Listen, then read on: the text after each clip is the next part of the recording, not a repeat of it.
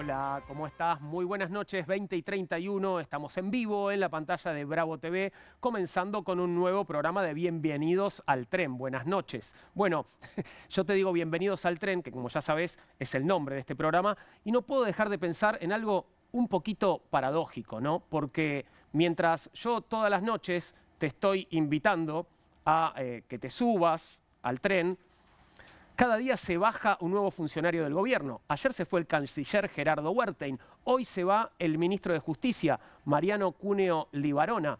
¿Podemos hablar de una nueva estampida? Ya hubo una estampida un poquito, ¿no? Cuando se les escapó el dólar y ahora se les están escapando los ministros. Aunque no lo reconocen en público, en Olivos hay preocupación. Y hay preocupación porque algunos ya empiezan a reconocer que el expresidente no tendría todos los ministros en fila. Por suerte, para el puesto de canciller ya hay un reemplazante confirmado, es Pablo Quirno, actual secretario de Finanzas. Seguramente te estarás preguntando quién es Pablo Quirno, de dónde viene, a qué se dedicaba antes de asumir estos cargos públicos. Bueno, voy a darte tres opciones.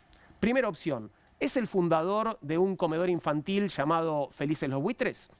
Segunda opción, ¿es el titular de la Fundación Filantrópica Deuda Eterna? Tercera opción, ¿es exfuncionario del JP Morgan? Te doy 2 segundos para pensar. Y sí, seguro que acertaste, claro que sí. Quirno trabajó durante años en el banco JP Morgan y es hombre de confianza de Luis Toto Caputo. ¿Qué pasa? ¿No me vas a decir que no te llena de tranquilidad saber que el nuevo encargado de las relaciones exteriores de Argentina es hombre de confianza del Messi de las finanzas? Y hablando de tranquilidad, el que está con una paz envidiable es justamente Toto Caputo, que prometió que después del domingo no habrá cambios en el plan económico, no habrá cambios en el régimen cambiario y que está más que cómodo con el dólar a 1.500 pesos. Mirá lo cómodo que está Toto Caputo. ¿Te acordás? Como aquella vez, así de cómodo. Obviamente, si yo me pasara la mitad del tiempo afuera con un dólar a 1.500 pesos, también estaría cómodo, Toto. Volviendo a los cambios en el gabinete, el puesto que queda vacante es el de ministro de Justicia, pero ya hay candidatos. Tras la salida de Cuneo Libarona, suena fuerte el nombre de Ricardo Barreda para el Ministerio de Justicia.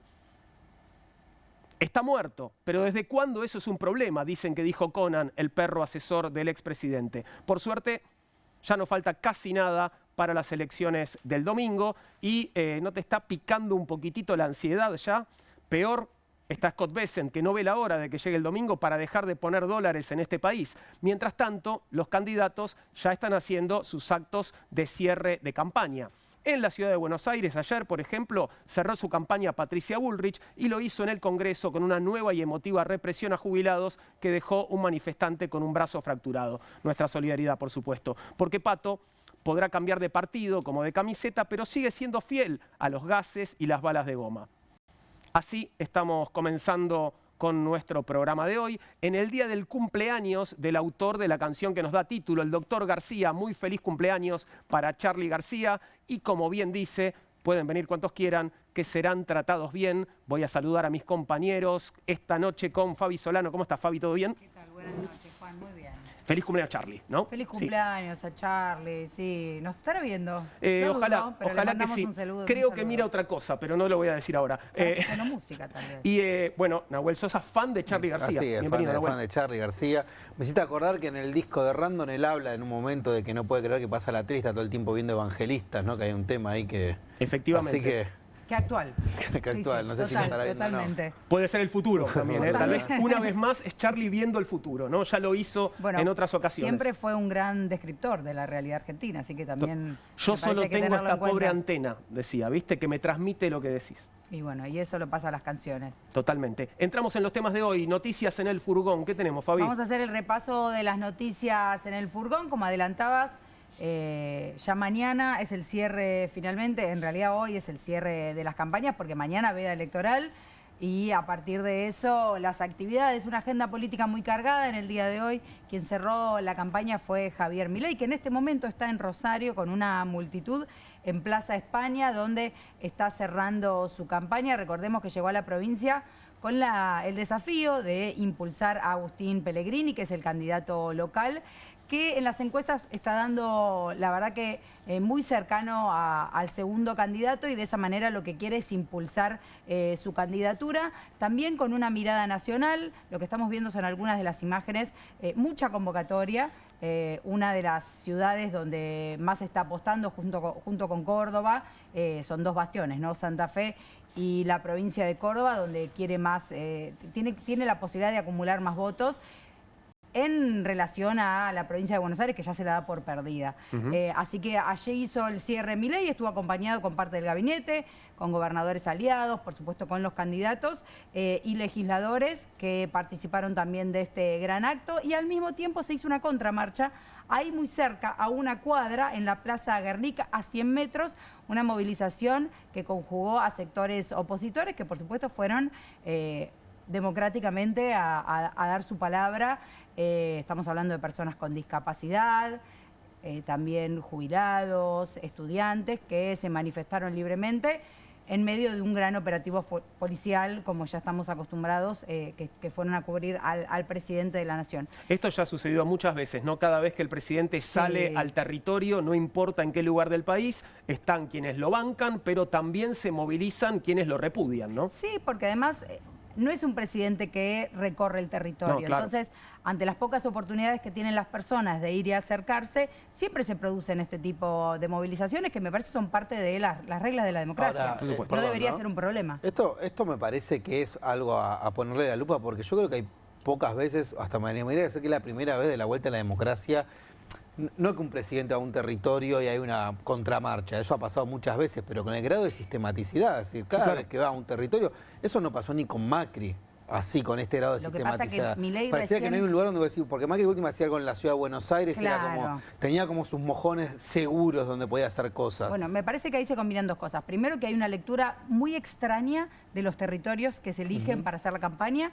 Y en segundo lugar, que Milei en ningún momento de estos 2 años salió a recorrer el territorio, ni en su campaña presidencial. Claro. Es la primera vez que sale, bueno, con un prontuario bastante complicado, ¿no? Después de 2 años de ajuste y crisis, y eso es una forma, me parece, una lectura de los resultados políticos, un anticipo de lo que puede pasar el domingo en las elecciones. Quien también cerró en paralelo fue Axel Kicillof, que en este caso estuvo acompañado de Sergio Massa en una serie de actividades durante el día de hoy, hicieron varias recorridas. Cerraron Perdón, con una curiosidad, sí. ¿no? Porque estamos nombrando dirigentes que en ningún caso son candidatos. No. Fíjate que hablamos de los referentes de cada espacio, pero quienes ninguno de ellos encabezan. aparece en las boletas, Bueno, ¿no? en el caso de Axel Kicillof estuvo Tayana acompañando esta actividad en la Universidad de San Martín, en la UNSAM, en la Universidad de San Martín. En dicho municipio también tuvo actividades con empresarios, también personas con discapacidad, jubilados, que es un poco la agenda que maneja el gobernador, ¿no? También pensando en obra pública, la industria, el comercio, algunos de, me parece, algunas de las dimensiones con las que tiene una agenda propia contrapuesta completamente a la agenda del presidente, y eso es lo que le da valor agregado al sello de Fuerza Patria. Hizo un recorrido esta tarde por la obra social, una nueva inauguración del Satside, en este caso en Almirante Brown, y después fue el cierre del acto en San Martín. Y algo muy importante, dedicó algunas palabras, por supuesto, a llamar a la ciudadanía a que lo acompañen con el voto el próximo domingo, pero le dedicó particularmente unas palabras a Caputo y al plan económico, así que vamos a escuchar al gobernador. Gobierno neoliberal, su política económica. No está Marra, no está la hermana del ministro de Economía, nos trajo a Toto Caputo. ¡Qué novedad! ¡Qué novedad, eh! Un tipo que se dedicó a emitir deuda 100 años, que ya nos endeudó con el Fondo Monetario y tuvo que salir corriendo del gobierno de Macri por los desaguisados y los desastres que hizo. Mirá que tenés que conseguir que te eche el Fondo Monetario Internacional cuando estás endeudando un país. Así es, Toto Caputo. Y la puerta giratoria, que no sé ni siquiera si gira, no sé para quién trabaja, a esta altura no sabemos si es el Ministerio de Economía que tiene funcionario del JP Morgan o es el JP Morgan que tomó el Ministerio de Economía de la Nación. Han convertido a la economía nacional en una mesa de dinero. La han convertido en un casino y con la nuestra, con la tuya, con la de todos, se están timbiando el país a la vista de todo el mundo. Ni liberal, ni libertario, ni austríaco. Vinieron a fundir, a endeudar y a fugar la Argentina. Y hay que decirlo. Y hay que denunciarlo. De carácter... Ahí estaba el gobernador, bueno, momento intenso de su discurso. Momento intenso, vinieron a fundir la Argentina con un mensaje claro de cara también a, me parece, a la ciudadanía, siempre levantando la bandera de las pymes, de la industria nacional, de la soberanía, y en este caso contrarrestando, me parece, las ideas y de un plan económico que cada vez que hay un anuncio parece que se fortalece, ¿no? Porque hoy el nombramiento de Kirchner, que es digamos, parte de la escudería del JP Morgan, también reafirma esta dirección que está teniendo el gobierno. Por otro lado, una noticia que me parece es muy importante porque marca de alguna manera un antecedente en términos judiciales. Las universidades decidieron judicializar el cumplimiento de la ley de financiamiento universitario. Esta decisión la tomó el Consejo Interuniversitario Nacional. Se juntaron el miércoles todas las universidades, los consejeros, y finalmente con el apoyo unánime de todos los sectores decidieron acompañar esta medida, al mismo tiempo que plantean que distintas universidades pueden también, digamos, iniciar sus acciones judiciales. Entonces no sería solamente la del Consejo, sino una decisión unificada de todos los sectores de la universidad pública de ir a la justicia, claro, para que finalmente se termine cumpliendo la ley de financiamiento universitario, que recordemos fue suspendida por el gobierno nacional, supuestamente porque no había información de dónde iba a salir la plata, ¿no? Claro, le reclaman a los legisladores eso, el camino más lento, ¿no? Seguramente el de la justicia, pero un camino necesario, digamos, frente a esta situación. Necesario porque al mismo tiempo puede marcar el inicio de un programa que después puedan seguir otros sectores que también son perjudicados por el gobierno nacional en los mismos términos, ¿no? Estamos hablando de discapacidad y pediatría, que van por el mismo reclamo de alguna manera.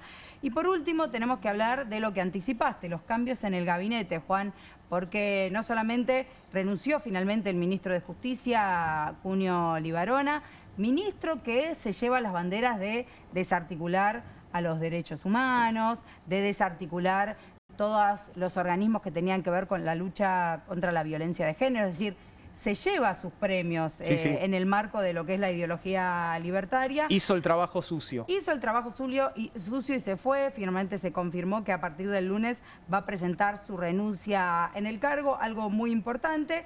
Y su salida se suma a lo que ya anticipamos hace unos días, la renuncia de Gerardo Wertheim en la Cancillería, lo que empieza a marcar una posible reconfiguración del gabinete luego de las elecciones, ¿no? Hay que ver si se suman otros nombres, si se reconfigura, si de alguna manera pueden incorporar a alguien del PRO, que es de alguna manera lo que están pensando, porque es una de las exigencias de Estados Unidos para solventar la gobernabilidad. Pero quien hoy fue finalmente nombrado fue este señor Pablo Kirchner, que para, digamos, las empresas internacionales, para el mundo de las finanzas, era alguien conocido, porque, como bien dijiste, es un exfuncionario del JP Morgan, trabajó allí desde el año 1988 hasta el año 2005, 17 años trabajando en el JP Morgan, exdirector de ese banco para el área de América Latina, para la región de América Latina. Y de alguna manera lo que marca esto es que finalmente el gobierno está mostrando cuál va a ser el camino, ¿no? Claro. No solamente fue Estados Unidos quien está interviniendo en la economía, sino también está interviniendo en el gabinete, porque es una persona muy cercana, de hecho parte de su familia vive en Estados Unidos, va y viene todo el tiempo, entonces el alineamiento es total, ya no solamente a través de un plan económico, sino los nombres que van a formar parte del gabinete. Hace un par de semanas, cuando se confirmaba todavía informalmente esto del swap de los 20.000 millones de dólares, publicó un posteo en X festejando, ¿viste? Y ahí hacía como una selfie en el que estaba él en Washington, claro, con el resto de sus compañeros del equipo económico, los compañeros de la escuadra JP Morgan, y el texto era "Argentina será próspera". Increíble, que utilicen además la palabra Argentina para celebrar esto, que es una intervención directa, ya no solamente en lo económico, sino en lo político. repito, que me parece que anticipa lo que va a hacer el gobierno de Javier Milei en los próximos 2 años. Y por último, algo que no tiene que ver directamente con la economía, pero sí con este plan de disciplinamiento, tenemos que hablar de lo que pasó anoche en el Congreso, porque nuevamente la policía y las fuerzas de seguridad reprimieron a la marcha de los jubilados, marcha que conjuga los reclamos de los jubilados, pero también de otros sectores y colectivos, hay un caso en particular que llamó la atención porque un jubilado que se llama Ramón El Tigre Suárez fue fuertemente golpeado por la policía, cayó al suelo, se fracturó un brazo y tuvo que ser intervenido a través de una cirugía, requirió de una cirugía en el hospital Ramos Mejía. Ahí lo que estamos viendo es el video en el momento que las fuerzas de seguridad lo golpean y lo tiran al piso. Por supuesto, desde organismos de derechos humanos están denunciando. Desde la Comisión Provincial por la Memoria presentaron una denuncia penal por abuso de autoridad. De nuevo, ¿no? La violencia política para resolver algo que tendría que ser básicamente cumplir derechos, ¿no? Violencia institucional. Violencia en este institucional, caso, ¿no? Violencia política y además contra los jubilados que están reclamando sus derechos. Entonces acá intervienen, me parece, diferentes dimensiones, pero podríamos decir que la violencia política es el título para este sector.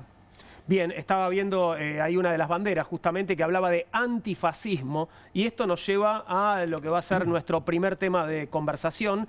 ¿Es nuestro país, estamos viviendo en nuestro país bajo un gobierno fascista? ¿Tenés algunas opciones por el sí y por el no para presentarnos, Nahuel? Así es, Juan. Vamos a discutir un poquito, porque de que ganó Milei se habla mucho de, bueno, extrema derecha, si se le puede decir nueva derecha o no. Algunos te dicen no, bueno, en realidad no es nueva porque se inscribe en una tradición de antiperonismo. Otros te dicen sí porque hay elementos que son novedosos.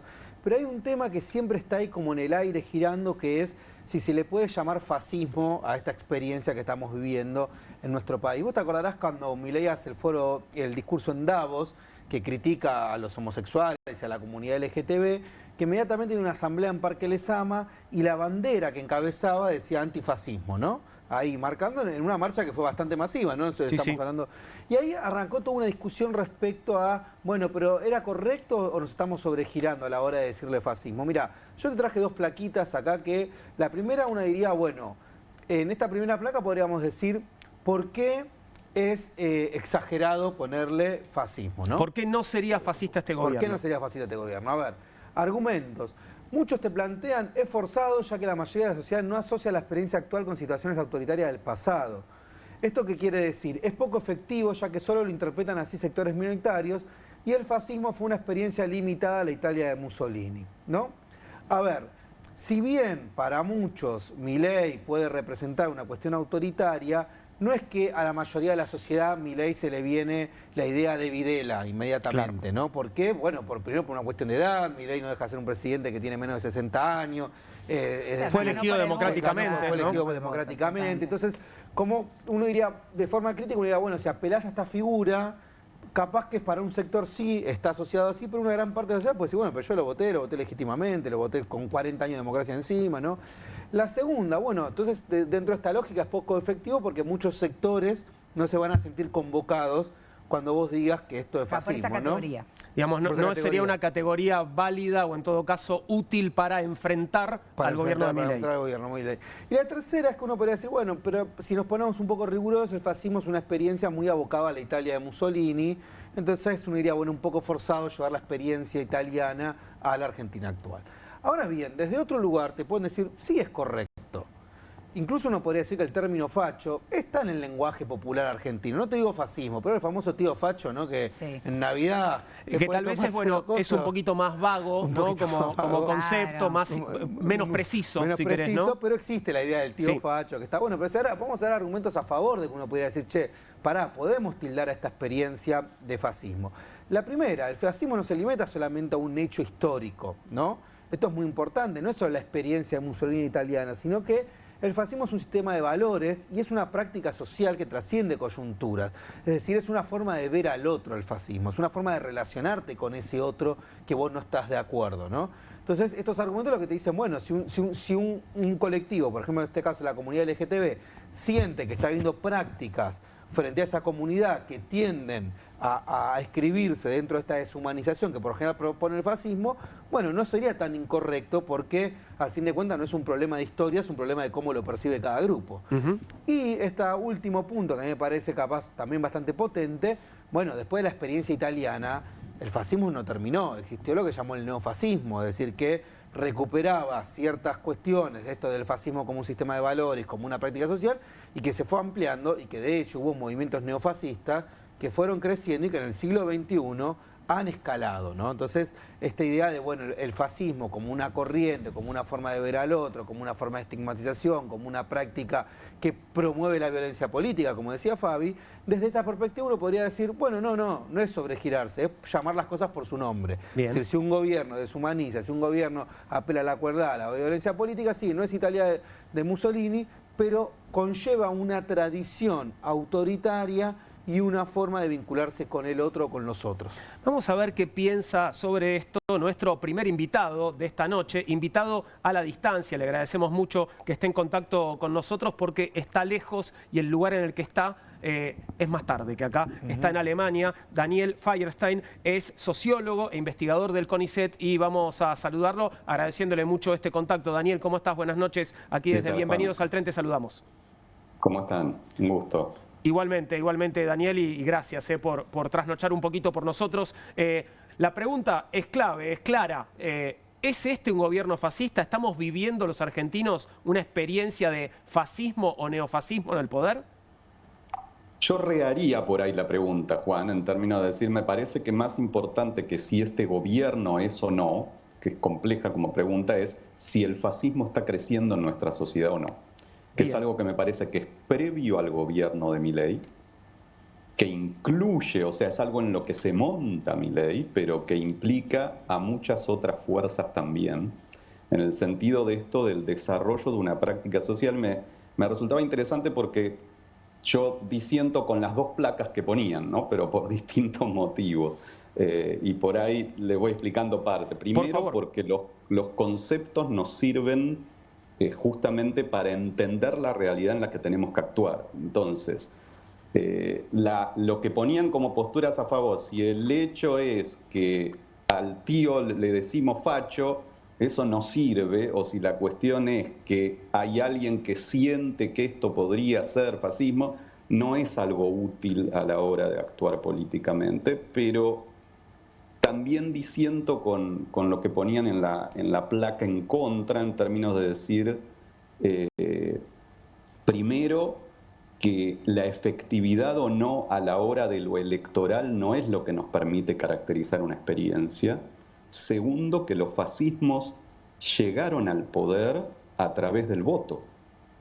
Esto es, no sería una contradicción. Esto es, tanto Hitler como Mussolini, los dos regímenes que se considera como paradigmáticos de la experiencia fascista.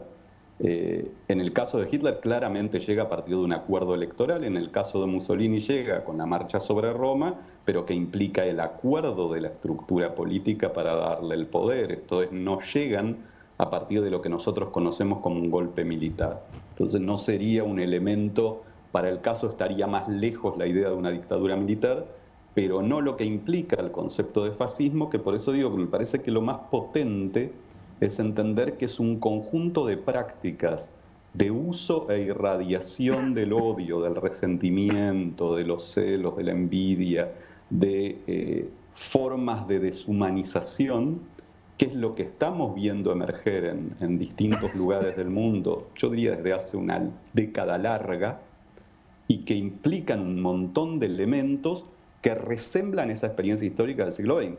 Lo que no quiere decir que sea lo mismo, nunca los hechos son iguales. Me interesa volver sobre el replanteo de la pregunta que hacías, Daniel. ¿Qué es lo que hizo en todo caso que fuera creciendo ese germen del fascismo en nuestra sociedad que, si te entendí bien, habría permitido, habría dado el marco de posibilidad para que llegue al poder Milei? Yo creo que varios elementos, y me parece lo más importante a mirar. El primero es que creo que, y es algo que excede la Argentina, los progresismos contemporáneos han dejado de resolver las necesidades de las grandes mayorías. Ahí tenemos un primer problema, que es que nosotros teníamos un mapa político donde tenías la izquierda representando históricamente, o los progresismos o los populismos al movimiento trabajadores, y una derecha más vinculada a la defensa institucional republicana. Bueno, ese origen de las izquierdas y los progresismos quedó quebrado porque hemos tenido regímenes progresistas que han empeorado las condiciones de vida de los más humildes, se han separado de eso, se han transformado en lo que se llama una izquierda cultural. Entonces ahí tenemos como un primer gran problema. El segundo problema que tenemos es la esencialización de las identidades, que es algo que hace el fascismo, pero empezamos a hacer nosotros también como fuerzas populares, y entonces apareció una especie de esencialización y racismo invertido. Entonces, a la lógica machista clásica que planteaba que las mujeres eran la expresión del mal, se le opuso una lógica opuesta en donde parece que los hombres son la expresión del mal.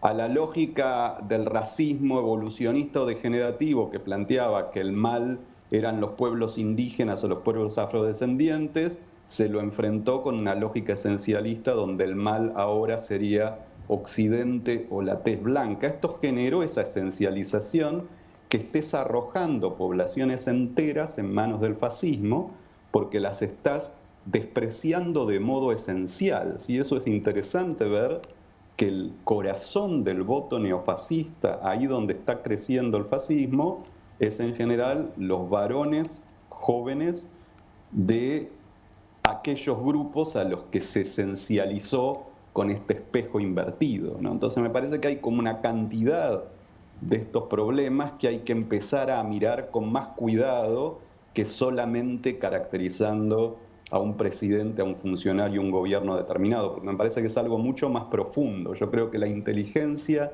de Milei fue montarse en ese proceso, siendo que no venía de ahí. Podríamos decir que algunos de quienes lo acompañan sí, pero no necesariamente él, pero lo vio con mucha inteligencia, se supo montar, supo insultar mejor que los otros y empezó a conducir ese proceso que venía germinando desde bastante antes, ¿no? Daniel, buenas noches. Fabiana Solano te saluda. En relación a este último punto, hay una virtud, ¿no?, de la Libertad Avanza de leer esta situación y de saber interpelar con lenguaje, pero también, digamos, en términos performáticos, esto que pasa en los márgenes. Yo lo que siento es que cuando nosotros vemos imágenes de los militantes, de la Libertad Avanza, hay algo que se ve de la cuestión de los márgenes, de personas que han sido abandonadas por el Estado, por las instituciones, y que no supieron encontrar otra forma de organización colectiva, y de esa manera es que el fascismo lee muy bien esta situación, ¿no? Exacto, por eso decía que hubo mucha astucia política en la capacidad de observar estos fenómenos que estaban ocurriendo, yo diría, en el subsuelo de la sociedad argentina. Claro, no márgenes, subsuelo sería. Claro, y poder comenzar a conducirlo, porque uno diría hoy ya no está en los márgenes, ¿sí?, sino que aparece como aquel que puede representar ese enojo, que el problema, por eso digo que hay que entenderlo, porque hay un nivel de legitimidad en ese enojo, no en la solución de a dónde lleva ese enojo, pero un nivel de legitimidad del enojo. Y después lo otro que me parece que fue muy efectivo en Milei es que ante tanta promesa no cumplida, promesa falsa, la lógica fue no prometer que tu vida va a estar mejor, y esto sí es el corazón de las prácticas fascistas, fue igual en el siglo XX. El fascismo no es que te promete una sociedad mejor, sino que te promete... Lo cortamos. Promete hacer sufrir al otro, ya que no te va a poder mejorar la vida. Y Claro. todo el discurso que se arma alrededor de la casta, pero que esa casta de pronto incluye a los docentes, incluye a los médicos, incluye, porque aparece esta lógica de si yo no tengo un sueldo fijo, ¿por qué lo tiene que tener él? Digamos, no es esto de irradiar horizontalmente el resentimiento en lugar de poder articularlo verticalmente. Entonces ahora resulta que los evasores serían héroes y que la casta sería el que tiene un sueldo fijo o un aguinaldo. Pero esto, habiendo mucha gente que no tiene un sueldo fijo o un aguinaldo, termina resultando muy efectivo. Entonces la pregunta es cómo llegamos a la situación de tanta gente sin un sueldo fijo, sin un aguinaldo, sin condiciones mínimas, que es lo que genera ese resentimiento que logra ser manipulado y utilizado por estos sectores políticos. ¿Qué tal, Daniel? Acá te saluda Nahuel Sosa, ¿cómo estás? ¿Cómo andás, Nahuel? Bien, bueno, te quería hacer dos preguntas, capaz más puntuales. La primera es, en tu libro La construcción del enano fascista, vos hablás de la cultura de la delación como algo que se había inaugurado en su momento desde el Estado con el 0800 del macrismo, para si un docente hablaba de Santiago Maldonado, etcétera. El gobierno, me acuerdo, que inaugura diciendo lo mismo con los planes sociales, en los parlantes de las estaciones. ¿Vos ves que esa cultura de la delación fue mutando con respecto a lo que fue la experiencia del macrismo? Y la segunda que te quería hacer, ya que estamos pronto a las elecciones, ¿hasta dónde se construyó una identidad política, sobre todo con este fascismo, con este nuevo experimento, por decirlo de una manera? Teniendo en cuenta que si uno ve la elección de la provincia de Buenos Aires, obviamente provisoria, desdoblamiento, algo inédito, daría la sensación de que Milei perdió muchos votos donde había ganado en el 2023 y más bien está ganando más los votos de Juntos por el Cambio, que una base, pareciera que su base no es tan sólida, por lo menos de estos jóvenes de clase media baja, como parecía en un principio. Sí, está buenísima, sobre todo la segunda pregunta, Nahuel, a ver, los dos. Por un lado, vos decías, y es correcto, yo escribo La construcción del enano fascista, es un libro de 2019, o sea, por eso decía, no habla de Milei. Milei era panelista televisivo en ese momento, ¿sí? Lo que yo decía es identificar un conjunto de procesos que, como bien planteabas, empezaron a emerger en ese momento, en el 2017. Básicamente es interesante que tenemos la misma figura, ¿sí? Porque es Patricia Bullrich en el Ministerio de Seguridad. Ahí es donde comienzan a aparecer muchas de estas movidas y que van a cobrar mucha fuerza a partir de la asunción de Milei, van a cobrar mucha más fuerza.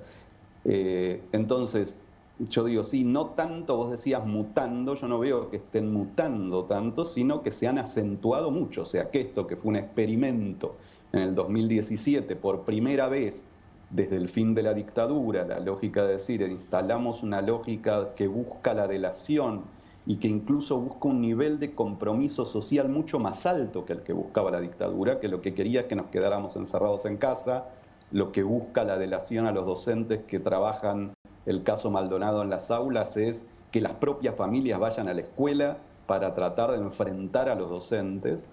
Eso va a cobrar mucha más fuerza, como bien decías, con los planes sociales, con toda una cantidad con los anuncios en las estaciones de tren, con toda una cantidad de prácticas que buscan afianzar esas estructuras, que son estructuras de destrucción del lazo social, porque cuando nos delatamos unos a otros, el otro pasa a ser un enemigo, ¿sí? O sea, cada otro pasa a ser un enemigo, nos empezamos a enfrentar entre nosotros, que esa es la diferencia del fascismo con una dictadura autoritaria clásica, ¿no? Ahora, la segunda pregunta me parecía que estaba muy buena, Nahuel, porque justamente el proceso fue tan rápido. Yo cuando lo identificaba en el 19, lo identificaba como un proceso que iba a ir germinando lentamente, y a mí también me sorprende la aceleración que le va a dar la pandemia a todo esto. Y entonces eso que fue tan vertiginoso y que creció de una manera infinitamente más rápida de lo que uno podía imaginar, pareciera, difícil saberlo, nos vamos a enterar después del domingo, depende cómo se jueguen un montón de cosas, pero pareciera que encontró algunos límites, digamos, ¿no? El tema es que yo veo como dos escenarios posibles a partir de eso, ¿sí? Porque el límite que encontró es una decepción con Milei, pero como les decía, que este proceso no nace con Milei, no es solo Milei, no lo expresa solo Milei, sino que lo leyó muy bien. Yo creo que hay dos escenarios posibles y me cuesta distinguir cuál de ellos es el más ajustado a lo que está ocurriendo. Uno es que esa decepción se vincule a un cansancio o a un límite a este uso del resentimiento, y yo diría eso sería una resistencia muy favorable, muy digna de la sociedad argentina. La otra es que el cansancio sea con Milei y que lleve a profundizar esa lógica, por ejemplo, construyendo con mucha más fuerza la figura clásica de persecución de los regímenes fascistas, que es el inmigrante. En nuestro caso sería el inmigrante de países limítrofes, que es nuevamente la población quizás que necesita ser asistida por el aparato estatal, digo, sectores que han sido estigmatizados por este gobierno, pero que podrían serlo mucho más, y que hay sectores políticos, cuando uno ubica sus declaraciones, y digo desde Patricia Bullrich hasta Miguel Ángel Pichetto, pero lo incluiría en algunos sentidos al propio Moreno o a Berni, digo, para pensar figuras que han sido parte de los gobiernos peronistas que van perfectamente en esa línea de deshumanización, de estigmatización, ¿sí? De construcción de un enemigo. Entonces me parece que, bueno, el cuidado es poder ubicar cuál de los escenarios es el que aparece. Y lo otro que me parece peligroso es que en esta actuación de Milei, haciéndose cargo de un judaísmo que no tiene, que no es parte de su identidad, pero donde aparece portándolo, eso pueda despertar un antisemitismo muy feroz en el enojo con Milei, ¿sí? Porque aparece toda una cosa como muy contradictoria, ¿no? Es una persona que no viene de una historia judía, que no se identifica con los valores del judaísmo, que no los representa de ninguna manera, pero que sobreactúa ese alineamiento con el Estado de Israel y esa identificación con una comunidad judía que puede despertar, de hecho ha ido despertando, esos elementos antisemitas que han estado en sectores importantes de la sociedad argentina a lo largo de su historia, que puede ser otra de las salidas posibles. Entonces me parece que hay que, por eso decía que hay que separar lo que es el gobierno de Milei de lo que es el crecimiento del fascismo, ¿sí? El gobierno de Milei lo ha leído con inteligencia, yo creo que lo ha acelerado, lo ha representado, pero no es ni el inicio, ni el eje, ni el corazón de un proceso que es mucho más profundo y que creo que tenemos que mirar con atención. Igual, bueno, creo que los dos escenarios están abiertos. Hay que ver también qué podemos hacer para llevarlo a profundizar no solo el cansancio con un gobierno, sino el cansancio con este uso específico del odio y el resentimiento, que es lo que destruye los lazos sociales, ¿no? Porque está dentro nuestro, no es que está en los demás solamente. Daniel, me quedo con algo que señalabas recién, esto de la sobreactuación del judaísmo de parte de Milei. ¿Qué explicación le encontrás a eso?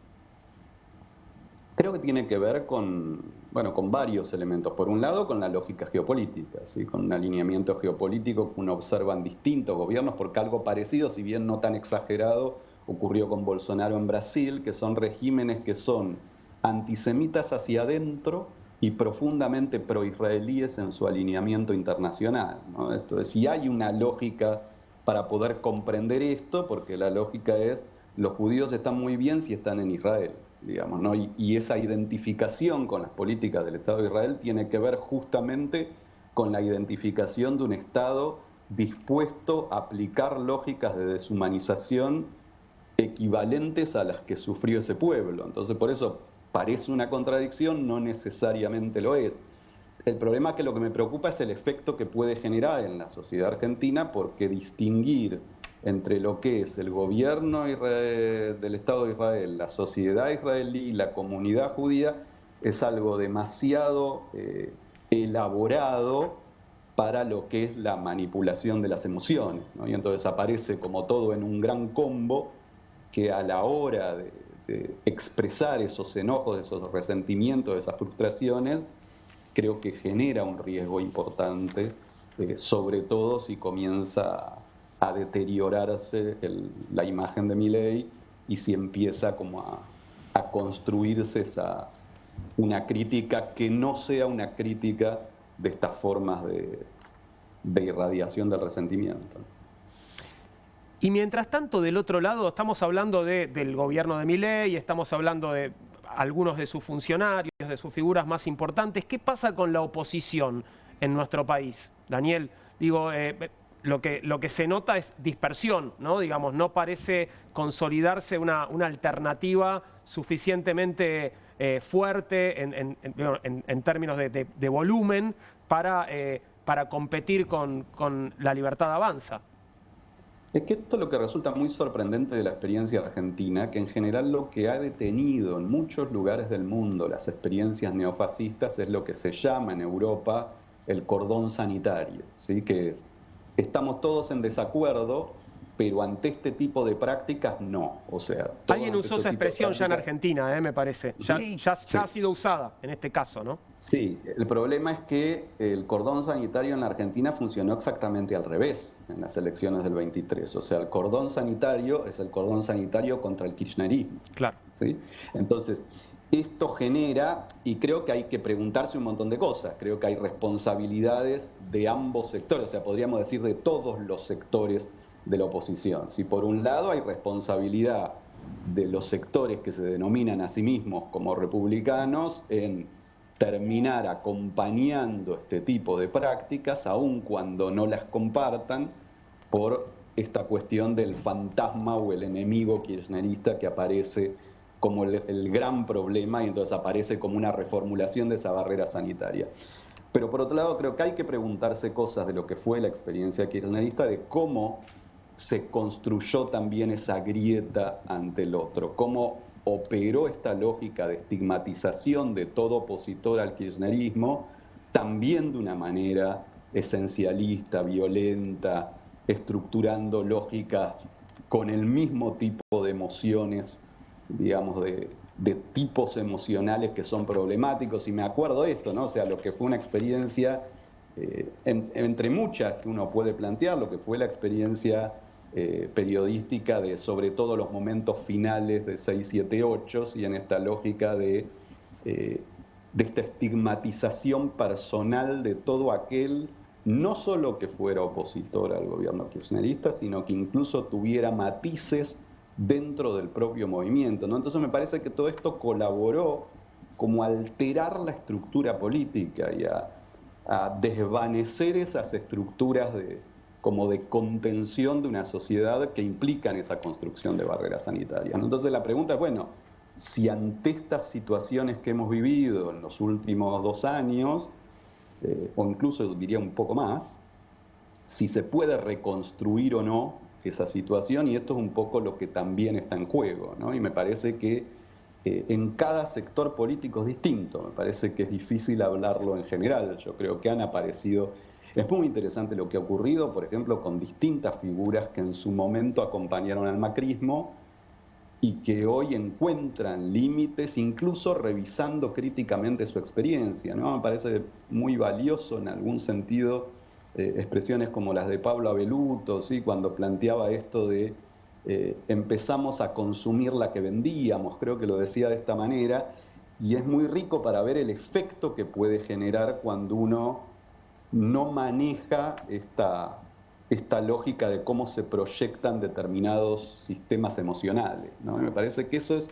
bueno, es un momento para poder replantear muchas de esas cosas, ¿sí? Yo creo que este momento político fue posible porque cayeron esas barreras y cayeron en muchos de nosotros, y creo que es hora de reconstruirlo. Yo te cerraría con esto, ¿no? Que esta glorificación de la crueldad que hizo en uno de sus discursos Milei me parece que es una de las formas más tremendas de asunción de estas prácticas sociales, y es el límite que hay que poder poner, pero más allá de Milei, ¿no? Esto es que la crueldad es algo que está mal, que ser mala persona es algo que no es aceptable, ¿sí? Que hay como límites morales que tenemos que poder reconstruir más allá de cuál es nuestro alineamiento político, ¿no? Me parece que ahí hay un tema central a poder reconstruir en estas condiciones.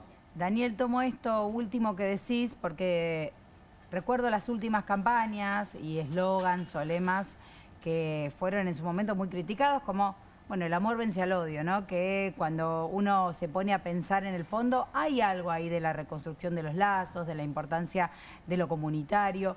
¿Cómo se traslada esto último que vos decís a algo político, a una discusión que realmente interpele a la sociedad? Porque si no pareciera que lo de la crueldad y la violencia política es las formas, lo que queda en las formas y no en el contenido. ¿Cómo se traslada a un contenido que la sociedad tome como propio? Mira, yo creo que es interesante porque es cómo uno enfrenta esto, ¿no? Y uno puede ver salidas distintas. Por ejemplo, a mí me parece absolutamente contraproducente las lógicas del Che Milei y de Cristina Fernández de Kirchner, ¿sí? Actual. ¿Por qué? Porque es creer que ese es el modo. Entonces, es decir, bueno, nos vamos a transformar en lo mismo, pero del lado de acá, ¿sí? Vamos a comenzar a hablar de esa manera, vamos a estigmatizar de ese modo, vamos a transformar a la chicana en el modo de ejercicio de la lógica política. Me parece que ahí terminás derrotado, ¿sí? En el sentido de, si la lógica es quién insulta mejor o quién es más cruel, sin duda que no vamos a ser nosotros, nunca. ¿Sí? En el sentido que es claro que siempre el más cruel es que el que está dispuesto a aplicar esas políticas de mayor crueldad. Entonces me parece que ahí hay un tema interesante y uno lo puede ver muy distinto en las distintas figuras políticas en poder apelar. Y creo que quizás explique un poco lo de la provincia de Buenos Aires, pero habrá que verlo, digamos, habrá que ver cómo se juega el domingo, cómo se juegan distintos planos de volver a recuperar esta lógica. A mí me gustó mucho en ese sentido cuando termina estigmatizado, habrá sido hace un mes o un mes y medio, creo que fue para la campaña de septiembre, Axel Kicillof, que termina siendo insultado de modo muy fuerte por el presidente, termina planteando, bueno, yo no voy a responder en ese plano, ¿no? O sea, no es que sale a insultarlo del mismo modo o a chicanearlo del mismo modo, sino que sale a responderle respetuosamente en otro tono, con otra lógica. Me parece que eso puede encontrar escucha. En esta lógica me parece que es menos banal que el amor vence al odio, porque el amor vence al odio es algo que no necesariamente es cierto, no pasa por decir Claro.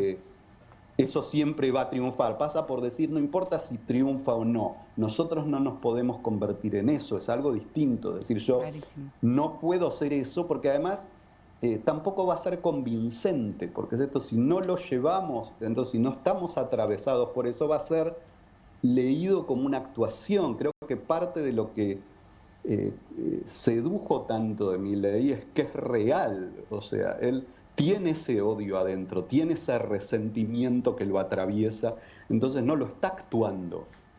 El problema es cómo permitimos que una persona tan atravesada por esos sentimientos llegue a la presidencia de la nación, digamos. ¿No? Me parece que llega por todo eso que estaba germinando en el subsuelo de la sociedad argentina. Llega porque es expresión de algo que le está pasando a mucha más gente que Milei. El asunto es cómo revertimos eso que le está pasando a mucha gente o que nos está pasando a nosotros. El desafío de la hora, el que nos toca. Daniel, muchísimas gracias por este rato que compartiste con nosotros. Fue muy interesante escucharte. Te mandamos un abrazo y buenas noches. Buenas noches, muchas gracias. Chao. Daniel Feresten conversaba con nosotros sobre el fascismo en la sociedad argentina. Vamos a pasar a otro tema ahora. Tiene que ver con mucho de lo que está pasando últimamente, el alineamiento de nuestro país, la administración de Milei con los Estados Unidos, los acuerdos que tienen detalles que por el momento no conocemos, pero que preocupan con respecto a la posibilidad de que vayan minando un poco nuestra soberanía en distintos aspectos, entre ellos la soberanía energética. Tenemos la visita de Cristian Riente. Cristian es secretario gremial de Luz y Fuerza Zárate y vamos a meternos en este tema. Bienvenido, Cristian, ¿cómo estás? Gracias, Juan. Buenas noches. Buenas noches. Bueno, te vi colgando una bandera antes de que empezáramos a conversar. No la veo desde acá, así que contame la bandera, por favor. La bandera del sindicato Luz y Fuerza Zárate, perteneciente a FETERA y a la CTA. Somos un sindicato que sale del riñón de FATLIF, pero que estuvo muy en contra, en realidad, de esa federación en su momento. Por eso se crea este sindicato en especial. Y contamos con unos 250 afiliados dentro de planta. Y bueno, somos un sindicato activo, ¿sí? ¿Cuál es la preocupación principal que están teniendo en este momento con respecto a los movimientos del gobierno en el área de energía? Bueno, mira, la preocupación no viene directamente de este momento en especial. Yo siempre digo que esto viene de hace ya bastante, de la época de Menem primero y después de Macri. Macri quiso privatizar Atucha 1, Atucha 2, embalse, a NASA. Pero no pudo hacerlo, ¿sí? Ahora Milei vino con todo su aparatito a querer privatizar NASA. Presentó el proyecto, hay un artículo en el Bases, en la ley Bases, el cual se aprobó, ¿sí? Pero bueno, ahora se quiere ir a fondo con esto de la privatización, el cual nosotros obviamente estamos totalmente en desacuerdo. Y te quiero mencionar algunos compañeros que están dentro del Congreso que se han preocupado mucho por esta realidad que tiene NASA, que es Mayans. Sí, Mayans es una persona que a nosotros nos ha tirado una soga, por decirlo de alguna forma, y está planteando directamente en el Congreso el debate y la discusión con respecto a este artículo en especial de la Ley Bases, que es la privatización de NASA. En realidad no es una privatización total, sino que es una privatización que es del 49%, ¿sí? Un 45% en realidad. Pero claro, obviamente, como vos decías al principio, viene de la mano de intereses de los yanquis. Obviamente, el dinero es de los yanquis. Se pone a propuesta de que se va a vender NASA, pero se va directamente para ese lugar. De hecho, nosotros tenemos allá, te hago un paneo general de lo que es NASA. Hay 3 centrales nucleares, Atucha 1 y Atucha 2, que están en la ciudad de Zárate, más precisamente en Lima. Y Embalse, que está en Río Tercero, en Córdoba. Además, hay un proyecto muy importante que actualmente está parado, que es el CAREM. ¿Sí? El CAREM es un reactor nuclear, por decirlo, de baja potencia, un reactor chico, que tenía como objetivo principal dar energía a pequeñas ciudades, de 120.000 habitantes, puede ser industria también, pero que era un proyecto que directamente competía con un proyecto similar al de Estados Unidos. Bueno, casualmente, yo lo comentaba el otro día en otro espacio, casualmente este año hubo un hackeo en NASA, ¿sí? Y, oh casualidad, se fue a hackear la parte de ingeniería del CAREM. Esto obviamente nosotros tenemos toda la sospecha de que viene de Estados Unidos y que es una entrega total de nuestra soberanía energética a los yanquis. Obviamente nosotros tenemos un plan de lucha, venimos con un plan de lucha no desde ahora, sino hace bastante, te digo de la época de Macri. ¿Y por qué digo la época de Macri? Porque hubo sustancialmente algunos hechos que han pasado dentro de la empresa que venían desde el gobierno y que la empresa lo hacía efectivo para abajo a todos los trabajadores de una baja de salario permanente, constante y una baja de derechos, ¿sí? Esto nos daba la pauta, y ahora con lo que está haciendo Milei y asociados, de que están hablando también de que el convenio colectivo de trabajo es demasiado para la industria nuclear, esto nos daba el panorama de que todo direccionaba para la privatización de NASA. Obviamente nosotros los pusimos, lo hablamos con los compañeros, tenemos un plan de lucha, hicimos movilizaciones dentro de planta, siempre cuidando la seguridad en las instalaciones, porque obviamente estamos hablando de una central nuclear, siempre cuidando esa parte que para nosotros es esencial, para nosotros y para toda la población, ¿no?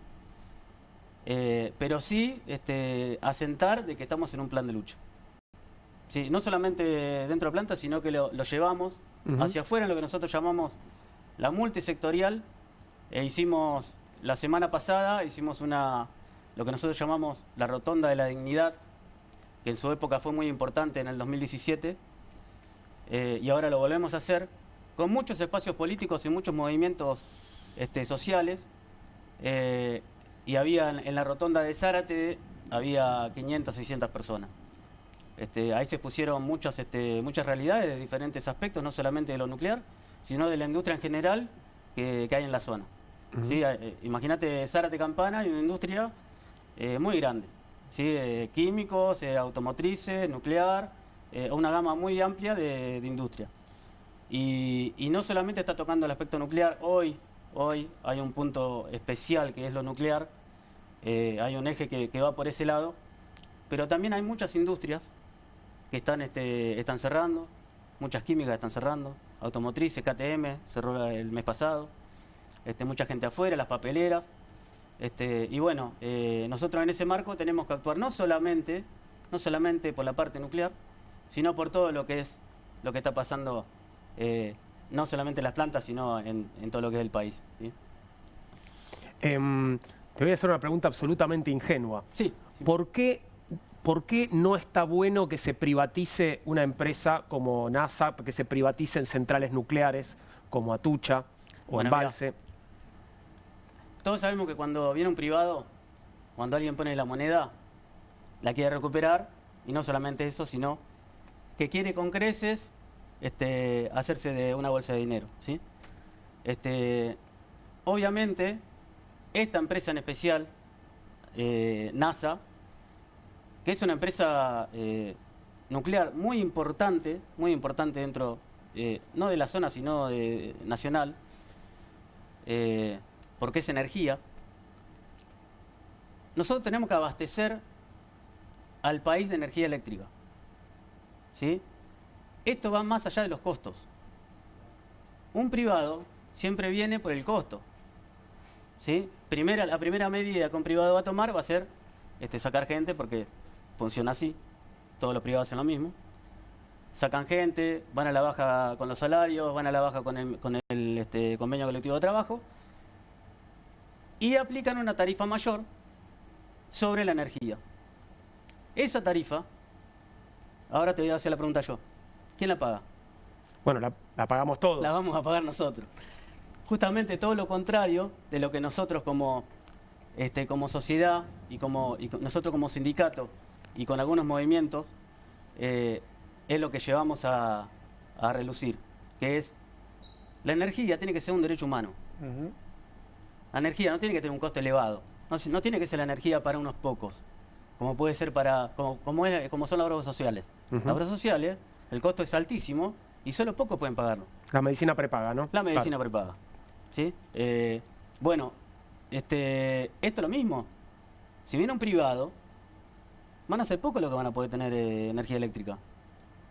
Y es esencial para la vida, no solamente para prender la tele, sino porque es esencial para la vida. Bueno, y nosotros todo lo contrario a lo que viene a ejercer un privado, o al mensaje que viene a traer el privado, nuestro mensaje es, nosotros tenemos que tener una tarifa social. Tiene que ser mucho menor lo que tenemos que pagar de energía, porque por lo que hablábamos recién, es un derecho humano, ¿sí? Seguro. Me parece que mucho va por ahí. A la pregunta que vos decías con respecto a quién viene al privado, ¿no? Cristian, te propongo que nos esperes, hacemos una pequeña pausa, se va a sumar a la mesa Diego Hurtado, que está llegando, y vamos a seguir conversando sobre soberanía energética. Hacemos una pequeña pausa y continuamos con Bienvenidos al Tren.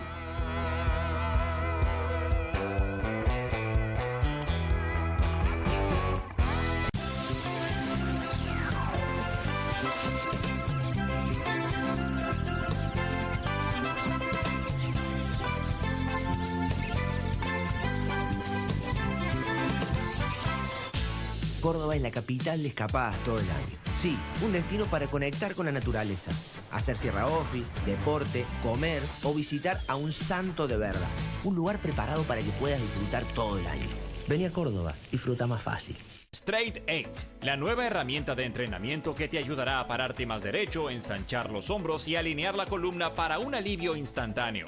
Todo mientras ayuda a reducir el malestar por encorvarse. Desde el momento en que te lo pones, tu postura comenzará a cambiar. El secreto son sus 8 puntos de apoyo que se involucran en la espalda baja, espalda media, hombros y cuello, trabajando juntos para una alineación perfecta, desarrollando memoria muscular que te enseñará a pararte derecho por años. Me veo más alto, sumo el estómago, me veo en forma. La gente me pregunta si adelgacé, pero es por el Straight 8. Straight 8 es ultra cómodo, enriquecido con fibras de cáñamo que absorben la humedad para que puedas usarlo todo el día sin sudar. Se ajusta fácilmente para que pueda usarse por hombres grandes y corpulentos hasta mujeres pequeñas. Es tan ligero y discreto que puedes llevarlo debajo de la ropa y nadie notará que lo llevas puesto. Es por eso que necesitas Straight 8, para que comiences a pararte más derecho y con más confianza. Los viejos aparatos ortopédicos pueden costar miles de pesos, pero ahora puedes ordenar el nuevo Straight 8 de la línea Serafit. Te ayudará a pararte más derecho, ensanchar los hombros y alinear la columna. Para un alivio instantáneo, todo mientras ayuda a reducir el malestar por encorvarse. Desde el momento en que te lo pones, tu postura comenzará a cambiar.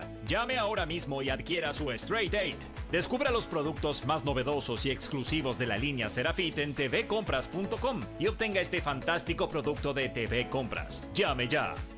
Hay casa, hay freezer, hay helado, hay serie, hay sillón, hay bono helado, hay amigos,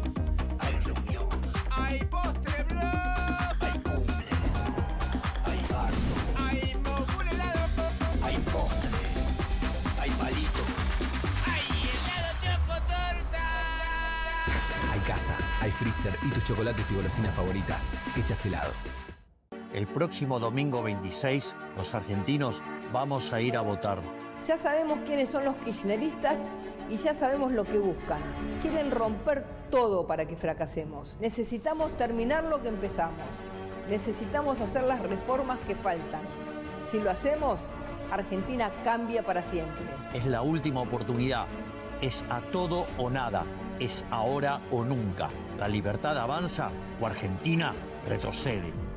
Patricia Bullrich, candidata a senadora nacional por la ciudad de Buenos Aires. La libertad avanza. Lista 501.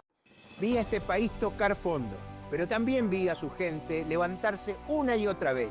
Y por ello sigo creyendo. Voy a defender nuestra república. Voy a dar esta pelea hasta el último de mis días y con mi último aliento. Este 26 de octubre, votá lista amarilla, porque la verdadera libertad es sin corrupción. Ricardo López Murphy, candidato a diputado nacional por la ciudad de Buenos Aires. Alianza Potencia, lista amarilla 502. Milei no defiende la libertad. Ser libres es que te sobre plata a fin de mes. Es no tener que usar tus ahorros para vivir. Es poder tener tiempo libre para hacer lo que te gusta. Ser libre no es estar sobreviviendo. Es tener una jubilación digna. Es no sufrir cada vez que haces las compras. Este 26 de octubre votemos para ponerle un freno a Milei. Votá para ponerle un freno a Milei. Itay Hackman, candidato a diputado nacional por la ciudad de Buenos Aires. Mariano Recalde, candidato a senador nacional por la ciudad de Buenos Aires. Fuerza Patria, lista 503. Esto es lo que gasta un jubilado en un mes. Y esto es lo que gana en un año. Millones de jubilados están cansados de no poder costear una vida digna. Hagamos que esto sea esto. Votá socialismo auténtico. Lista 184, Partido Socialista Auténtico. Francisco Moreno, Elsa Morales, senadores nacionales por la ciudad de Buenos Aires. El domingo 26 de octubre votamos por una educación pública y de calidad. Por los jubilados que fuimos golpeados. Por la universidad pública. Por los que buscamos trabajo. Por mi hijo. Votemos porque alguien le dé bola a la salud mental. Por los médicos del Garrahan. Por las pymes. Por las que necesitamos ayuda. Porque todos tenemos derecho a pensar un futuro mejor. Votemos unidos. Por el otro. Por vos. Porque no estás solo. El domingo 26 de octubre, acompáñanos con tu voto. Hay otra manera y es unidos. Ciudadanos Unidos. Graciela Ocaña, Martín Ocampo, candidatos a senadores nacionales por la ciudad de Buenos Aires. 504.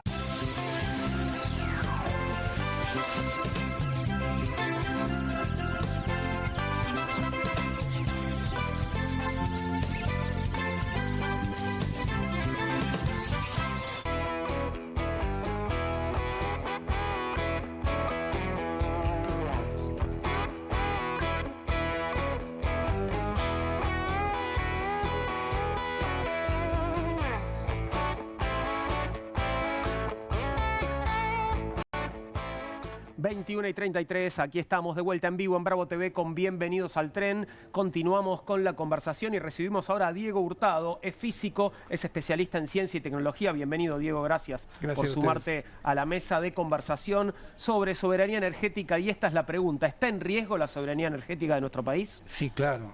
Tenemos una secretaria de Energía que te dice que lo que ella está cuidando es el equilibrio fiscal y monetario, digo, es decir, no tenemos política energética. En el mundo se está discutiendo seguridad energética, la Argentina debería estar discutiendo seguridad y equidad energética, tarifas. Definime, seguridad energética y equidad energética. Seguridad energética es tener energía garantizada a partir de fuentes robustas. La energía nuclear es una fuente robusta, los hidrocarburos. Hoy las energías renovables están en ascenso en el mundo. La Argentina tiene capacidades enormes para afrontar una política energética con capacidades nacionales, industriales, científico-tecnológicas. Y tenés, digo, vuelvo, una secretaria de Energía que te habla de equilibrio fiscal y monetario. Cuando vamos al sector nuclear, que es un sector emblemático, digo, porque el sector nuclear es mucho más que la propia energía eléctrica que produce, porque en empresas como Nucleoeléctrica tenés activos intangibles, que es el personal, las capacidades, que eso no es cotizable, no es cotizable.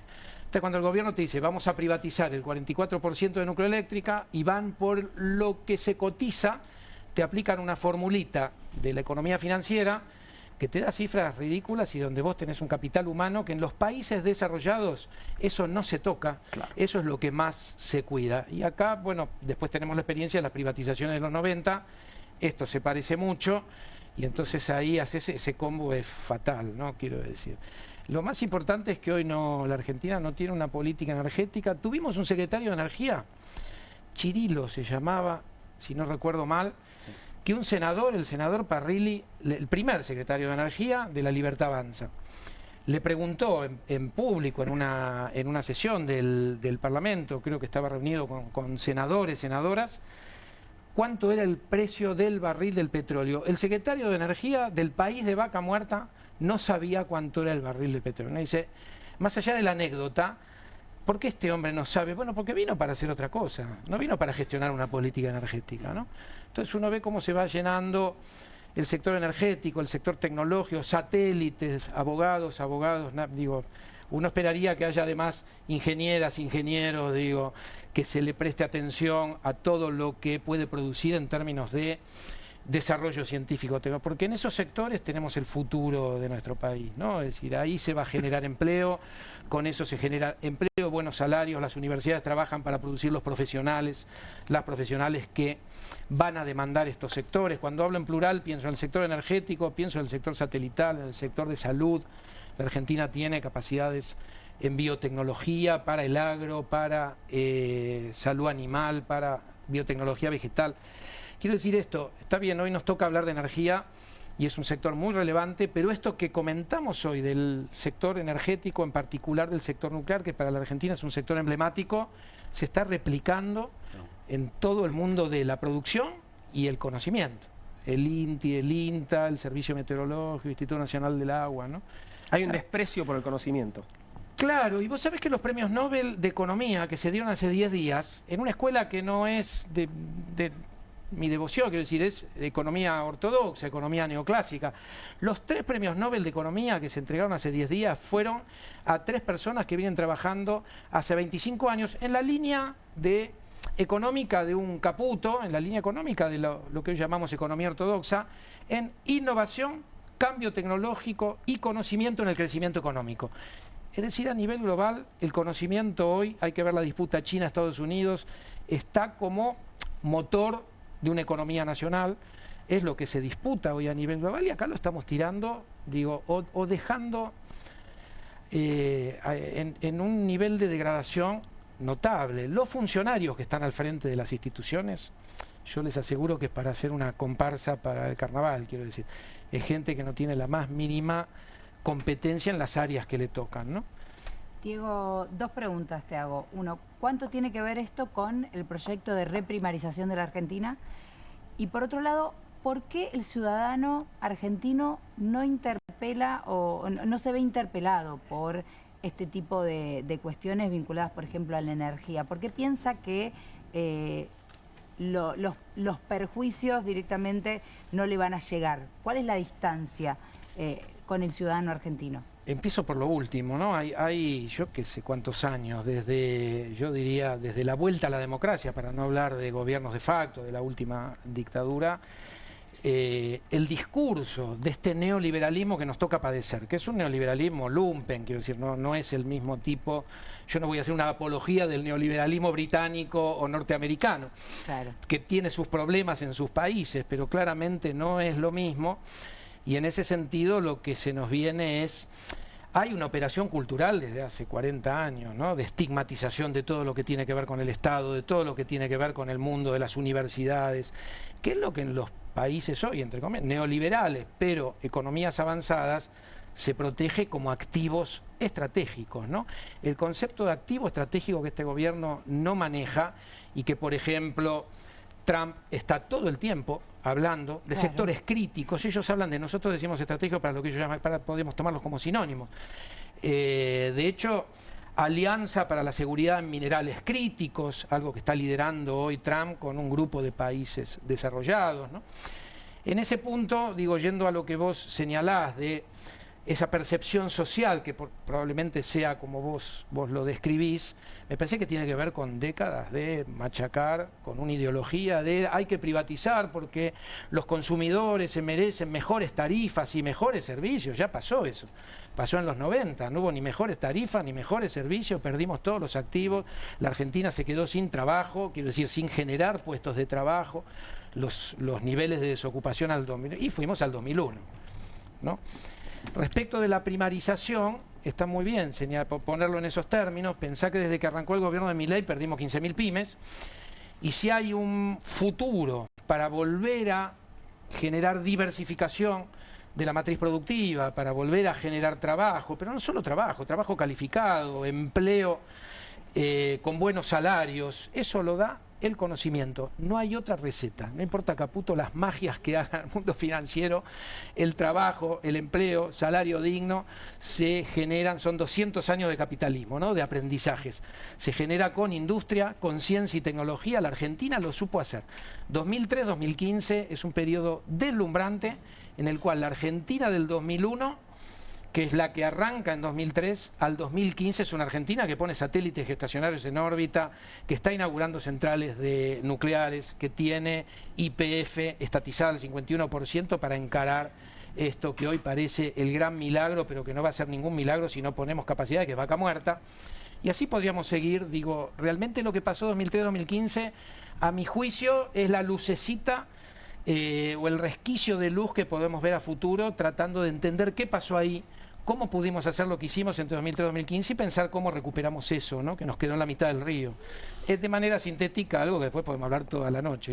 Y lo vamos a hacer, pero otra noche, porque hoy no tenemos más tiempo. Vamos a volver sobre el tema, disculpas, pero así es el vértigo que nos toca hoy. Gracias, Diego, y gracias, Cristian, por haber estado con nosotros. Volveremos sobre el tema. Muchas gracias. Estamos sobre el cierre de la campaña. Hoy es, bueno, la última jornada, cierre de las fuerzas que quedaban por hacer sus presentaciones. Y vamos a recibir un par de candidatos que, como muchos de los que se presentan en esta elección, bueno, hay una enorme diversidad de fuerzas en muchos distritos, ¿no? Tienen que enfrentar el desafío de la polarización. Estamos de acuerdo, ¿no? Que se habla de un escenario muy polarizado. Bueno, quienes no representan a la Libertad Avanza o a Fuerza Patria tienen que tratar de filtrar, ¿no? De hacer lo suyo. Lo que me pregunto es por qué no se están sentando, pero seguramente van a hacerlo de un momento a otro y estarán aquí con nosotros, pero ahí viene la cosa. Y a él le sumaría, Juan, además de la polarización, un desafío que en un punto es de todas las fuerzas, pero si no estás dentro de las dos primeras, el esfuerzo es el doble, de que la gente vaya a votar. Claro. ¿No? ¿Por qué? Porque cuanto menos gente va a votar, por lo general eso tiende a favorecer a los que están polarizando. En cambio, cuando hay más cantidad de votantes, suele crecer más otro tipo de espacios. Sí, y además me parece que en el marco de una era donde se eliminan las ideas, donde se elimina el debate democrático y se tiende además a articular el discurso en base a etiquetas banales, ¿no? Sin sentido, la incorporación de otros sectores es clave. Claro. Porque además llevan agenda propia, una agenda diferenciada a las agendas hegemónicas que hoy además no estarían dando, me parece, los resultados políticos para garantizar el bienestar de la población. Saludamos a Daniel Lipovetsky, que es candidato a diputado en la Ciudad de Buenos Aires. Ciudad de Buenos Aires por el Partido Federal. Gracias, Daniel, por estar con nosotros. Gracias a ustedes. ¿Cómo están? Hola, Juan. ¿Cómo están? ¿Bien? Muy bien, por suerte. Y tenemos a Juan Cruz Ramat, candidato a diputado en la provincia de Buenos Aires por Nuevo Más. Bienvenido, Juan Cruz. ¿Cómo va? Gracias, muy bien. Gracias por la invitación. Bueno, ambos con ideas diferentes, pero tienen este desafío, ¿no? ¿Cómo enfrentan el desafío de filtrar en un escenario de fuerte polarización? Bueno, primero con propuestas, claramente, pero es cierto que es un desafío porque esta campaña, primero fue una campaña que el gobierno trató de todas las maneras posibles de congelarla, ¿no? No se habló ni de campaña hasta la última semana, te diría, porque claramente no le convenía, porque por supuesto cuando una campaña implica empezar a ver cómo está el país, y cuando empezás a ver cómo está el país, y la verdad que la respuesta es que está hecho un desastre, ¿no? Desde la economía, donde la gente la está pasando muy mal, desde la economía más macro, donde ves a un país como Estados Unidos interviniendo en el mercado cambiario argentino, cosa que nunca pasó en la historia de nuestro país, y eso es gravísimo. En el marco de este lío que tenemos como país nos parece que pasara desapercibido, pero la verdad en la historia de la Argentina nunca Ningún país, y menos Estados Unidos, intervino en el mercado cambiario en el que implica intervenir en la economía de otro país, y eso lo pudo hacer Estados Unidos porque este gobierno lo permitió. Eso es traición a la patria, artículo 215 del Código Penal. Entonces, en definitiva, el gobierno quiso una campaña de este tipo, ¿no? Silenciada, congelada, y ahí el desafío nuestro, seguramente también el de Juan Cruz y de otros espacios políticos, es de alguna manera contarle a la gente que el Congreso necesita en una elección legislativa diferentes visiones. La realidad es que seguramente en mi caso, yo soy muy crítico al gobierno de Milei, lo he sido desde el arranque. Hay otros espacios que también lo pueden representar, pero uno puede agregarle la capacidad de laburo, la experiencia. El Congreso que viene es un Congreso, se van a debatir leyes muy importantes que el gobierno ya anunció y que realmente van a provocar mucho daño a los argentinos. La primera, te diría, es la ley de reforma laboral, una ley que el gobierno ya anunció que va a tratar, con la falsa excusa de que eso va a generar crecimiento del empleo. Y eso es absolutamente falso. La quita de derechos de los trabajadores de ninguna manera genera crecimiento del empleo, y no lo digo yo, seguramente Juan va a coincidir, ni ninguno de los que estamos en esta mesa. Lo dice la realidad del propio Milei, porque Milei ya hizo una reforma laboral, con la ley bases, derogó leyes que tenían incrementos indemnizatorios para los trabajadores que estaban en negro, como la Ley Nacional de Empleo, la Ley 25323, las derogó con la excusa de que eso iba a generar el crecimiento de empleo. ¿Y qué pasó? Bueno, desde que se sancionó esa ley, se perdieron 300.000 puestos de trabajo. Por lo tanto, el camino no es ese, el camino es pensar en cómo protegemos el mercado interno, no lo abrimos indiscriminadamente las importaciones, hablamos de producción, de industria, todas palabras inexistentes para las políticas de Milei, ¿no? Juan Cruz. No, sí, una enorme campaña nacional hemos desarrollado del Nuevo Más con Manuela Castañeira recorriendo todo el país. Tenemos lista en la mayor parte del país y con recorridas muy fuertes en la provincia de Buenos Aires. Hay un problema de alternativas en Argentina, evidentemente. Han pasado varios gobiernos. Argentina hace 15 años que no crece. Es un país cuya economía podría compararse con un país que vive una guerra civil. Es una cosa impensada. Y han pasado distintos gobiernos, el gobierno del cual fue parte Daniel, el gobierno de Macri, Alberto Fernández, el gobierno actual de Javier Milei, que estamos viendo una crisis y una derrota de su proyecto de gobierno en vivo y en directo, y desde ese punto de vista nuestra campaña ha tenido una fortaleza. Recién Daniel decía el problema de las propuestas, exactamente, no se escuchó ninguna propuesta, y hay una propuesta que es muy contundente y que tiene que ver con hablar. El diálogo cotidiano de la gente es el diálogo alrededor del salario. Esta es la problemática más común en lo diverso, la problemática que atraviesa la mayoría de las capas sociales, y es el tema que queremos llevar nosotros al Congreso. Estamos proponiendo un salario mínimo vital y móvil de 2 millones de pesos, una propuesta que ha tenido una llegada muy importante porque la gente hace malabares para llegar a pagar el alquiler, para llegar a comer, porque sobran muchos días antes de que termine el mes, y estamos ante un gobierno que lo que propone por delante es una reversión probablemente mucho más fuerte, pero una reversión del gobierno de Mauricio Macri. Recordemos que el gobierno de Mauricio Macri también intentó aplicar una contrarreforma laboral y una contrarreforma jubilatoria. El problema del salario es muy importante porque se está hablando de una fuerte devaluación, y de cara al Congreso que se viene, tiene que expresarse las voces que venimos desde las calles. Yo soy laburante, laburo en un colegio acá, en la Escuela Técnica 14, doy clases ahí. Aprovecho a mandar un saludo a mis colegas y a toda la comunidad que trabaja en ese lugar.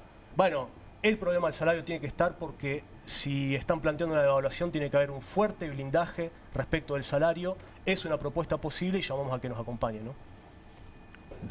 ¿Hay preguntas? Yo sí tengo preguntas. Una de las apuestas del gobierno y también como pedido de Estados Unidos en este marco del nuevo acuerdo es generar gobernabilidad. Y esto implica articular con otros sectores que hoy no forman parte del gobierno, pero bueno, tienen intereses en común. ¿Qué contrapeso puede hacer el Congreso en ese sentido si hasta el momento pareciera casi acompañar, ¿no? Lo que está pasando, salvo en los últimos meses que pudieron, por ejemplo, frenar lo que fueron, bueno, la ley, a partir de la ley de financiamiento educativo, universitario, la emergencia pediátrica, emergencia en discapacidad. Hasta ese momento el Congreso era casi una pata del Ejecutivo. Sí, claro. ¿Cómo se puede plantear esto en nuevos términos a partir del domingo, pensando en que, bueno, van a apostar a esto, ¿no? A generar gobernabilidad y articular con otros sectores? En mi caso en particular, yo no creo que se pueda construir gobernabilidad con un gobierno que todas sus decisiones toma en contra de la gente. No hay ningún proyecto que vos veas que el gobierno plantee que vos digas, che, esto va a beneficiar a la gente. Este es un gobierno que sus políticas han llevado a perjudicar a las personas con discapacidad, a los médicos del Garrahan, a las pymes, a los trabajadores, a las grandes industrias y a las pequeñas industrias. Entonces vos no encontrás un sector que se haya beneficiado, salvo quienes... los socios y amigos de la timba financiera de Toto Caputo, que son los únicos grandes beneficiados de este gobierno, que se la llevan en palas y se la siguen llevando en pala, y por las cuales este gobierno actúa todos los días, ¿no? Porque desesperadamente, sobre todo después de la derrota del 7 de septiembre en la provincia de Buenos Aires, y cuando el plan económico empezó a hacer una crisis mayor, ya venía, por supuesto, en la situación de la gente, pero de alguna manera a nivel macro empezó a hacer más ruido, ¿no? Lo cual demuestra también de alguna manera la endeblez de ese plan económico, ¿no? Cruje porque perdiste una elección donde se eligieron consejeros escolares y concejales, lo cual demuestra el desastre que está haciendo Toto Caputo. Pero en definitiva, cuando empieza esa crisis macroeconómica de alguna manera, insisto, separada de la micro que ya venía hace mucho tiempo antes, el gobierno desesperadamente hizo todo lo posible para mantener el dólar dentro de la banda. ¿Por qué? Porque sin lugar a dudas es la única manera de poder mantener las ganancias de los grandes ganadores del carry trade, que se las llevan en pala. Por eso mi primer proyecto que voy a presentar si soy diputado nacional es aplicarle un impuesto a los grandes capitales especulativos del carry trade del 1%, y ese 1% destinarlo a dos fondos específicos. Uno, a subsidiar el transporte público para que los trabajadores puedan ir gratis o más barato al laburo, y segundo, bajar las cargas sociales a las pymes, que son las que dan empleo en la Argentina. Más del 60% de los trabajadores hoy en la Argentina dependen laboralmente de una pyme, y hoy ninguna pyme puede contratar a nadie porque no venden nada, no hay un mango, y hay que ayudarlas justamente bajando las cargas sociales a través de esta recaudación, subsanando, digamos, lo que paga una pyme a través de lo que le vamos a retener a los grandes capitales especulativos. Pero este es el camino, y en ese marco, volviendo a tu pregunta, no hay gobernabilidad con un gobierno que no va a hacer nada para la gente. Me parece que en ese marco hay que trabajar para justamente todo lo contrario, para marcarle la cancha y decirle por este lado no vamos a permitir seguir, y por supuesto yo voy a trabajar para que en el 2027 este gobierno sea derrotado. Sí, no, la agenda que ha tomado el Parlamento ha sido la agenda de la calle, los temas más importantes y en los que se le ha logrado poner límite al gobierno.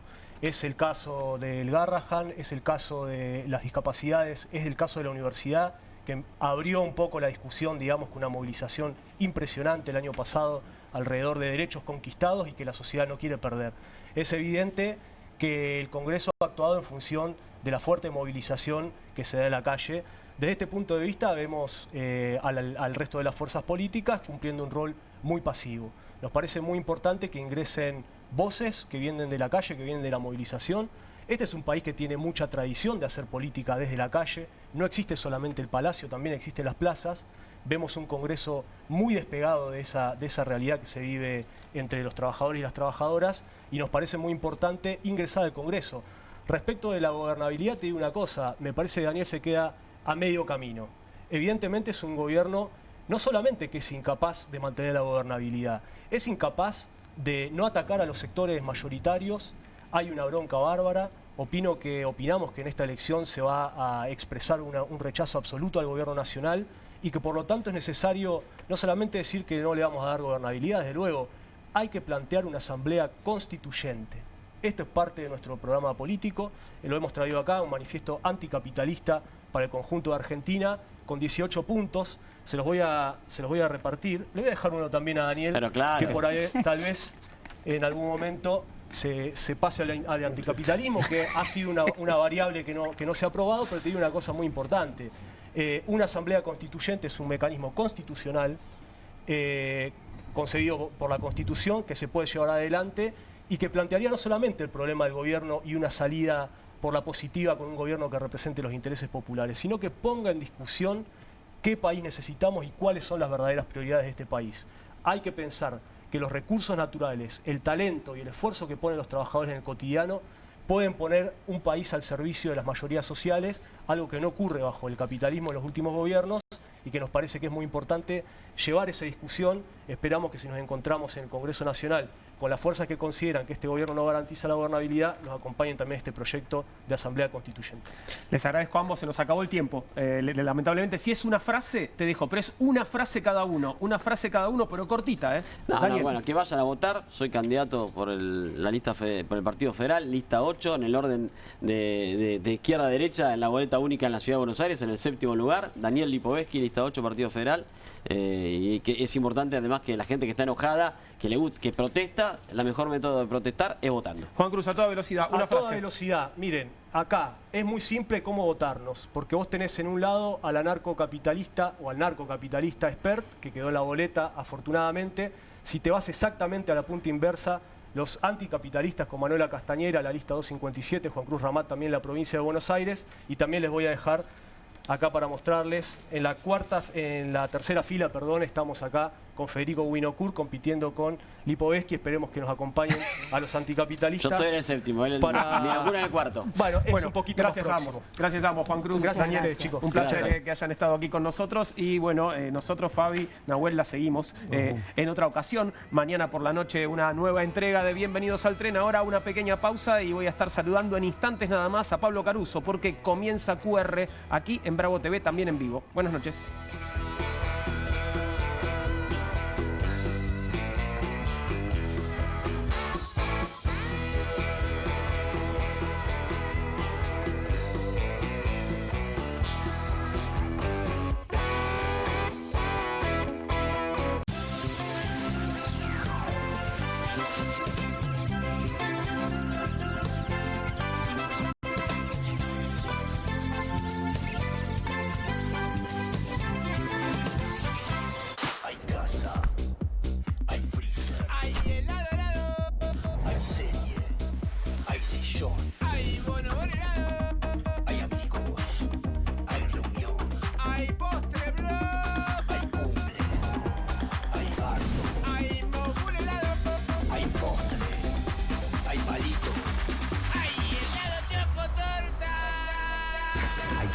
Hay freezer y tus chocolates y golosinas favoritas hechas helado.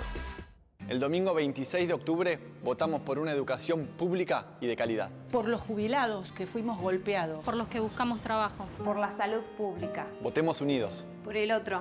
Por vos. Porque no estás solo. El domingo 26 de octubre, acompáñanos con tu voto. Hay otra manera. Y es unidos. Ciudadanos Unidos. Martín Lustó, Piera Fernández de Piccoli. Candidatos a diputados nacionales por la Ciudad de Buenos Aires. Lista 504. Eternity, fábrica de pizza. El horno pizzero de granito que prepara las pizzas más ricas del mundo sobre piedra verdadera. Simplemente encendelo y listo.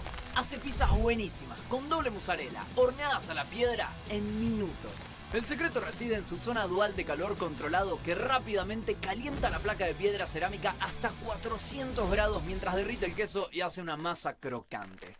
Así podrás hacer pizza a la piedra como los profesionales en solo minutos. Agrega tus ingredientes favoritos a cualquier masa de pizza y tendrás tu pizza gourmet con Eternity Fábrica de Pizza. Podés crear tus pizzas favoritas en familia y hasta podrás ver cómo crecen a través del visor. De masa fina o de molde, tus pizzas saldrán como te gusten y en minutos. Este horno de piedra prepara incluso pizzas congeladas en mucho menos tiempo. También podrás hacer una pizza dulce increíble. Además, no gastarás gas, leña ni carbón. Eternity Fábrica de Pizza es eléctrico. Enchufalo y llévalo con vos. Tendrás tu propio horno Eternity Fábrica de Pizza por un precio promocional. Además, el pack incluye palas profesionales genial para tus pizzas. Para que hagas la mejor pizza a la piedra del mundo y de un modo increíblemente rápido. Escanea el QR, ingresá a nuestra página web o llama al teléfono en pantalla. No demores más. Descubrí los productos más novedosos y exclusivos en tvcompras.com. No pierdas tiempo. Aprovecha esta oferta y obtén este fantástico producto de TV Compras. Llama ya. Córdoba es la capital de escapadas todo el año. Sí, un destino para conectar con la naturaleza. Hacer sierra office, deporte, comer o visitar a un santo de verdad. Un lugar preparado para que puedas disfrutar todo el año. Vení a Córdoba, disfruta más fácil. Nuestra lealtad es con las ideas. Nuestro compromiso es con la gente. Votá liberalismo, votá UCD. Lista 21 del Centro Democrático de Diputados Nacionales. Ciudad Autónoma de Buenos Aires. Portas Dalmau, Marcelo Eduardo. Barrera Echavarría María. ¿Alguna vio el uso de Juanita? Hey, ¿aburrida de la rutina? Con el Deco 4K de Telecentro, con tecnología Android TV, tenés HBO Max, Universal Plus, Disney Plus y mucho más en tu tele de siempre. Decile hola a todo el entretenimiento a este precio increíble. Telecentro, conectando con vos. QR, con la conducción de Paulo Caruso y gran equipo. La síntesis del día para un público que valora el periodismo crítico. QR, de lunes a viernes a las 22 por Bravo TV. Hay una casta superior que es los periodistas que si mienten, calumnian, injurian y dicen cualquier cosa. ¿Tenés ahí los nombres de los periodistas que tengo que meter en cana? No nos tomamos esto a la joda, como esos periodistas mentirosos. Y dentro de la cancha vale todo, que la vayan a buscar, la tienen adentro.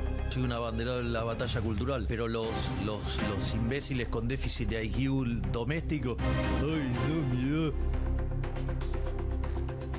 Mientras que los imbéciles de los periodistas... ¿Sabes la cantidad de periodistas que tengo para mandar a la hoguera? Las mentiras de los medios. Y periodistas ensobrados, operadores, basuras. No me venga con que son inocentes. No digo que sean tan malos como los periodistas. Digamos, raya el mal gusto propio de cerdos. Creo que es una ofensa decirle periodistas. ¿Sí? Milei odia al periodismo. Nosotros amamos al periodismo. Suscríbete a perfil.com.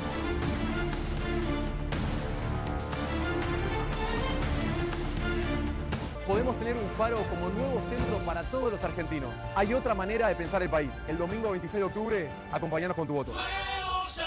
Agustín Rombola, candidato a senador nacional por la Ciudad Autónoma de Buenos Aires. Lista 8, Partido Federal. Este 26, acompáñame con tu voto para volver a estar protegido como inquilino y no ser rehén de contratos abusivos. Daniel Lipovetsky, diputado nacional. Lista 8, Partido Federal. ¡Ay, Lipovetsky!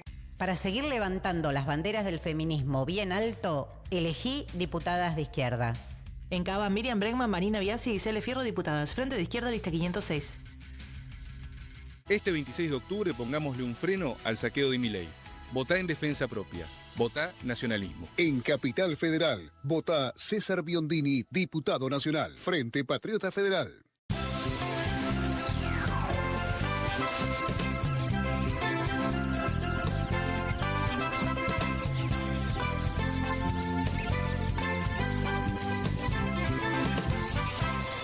Aquí finaliza el horario de protección al menor.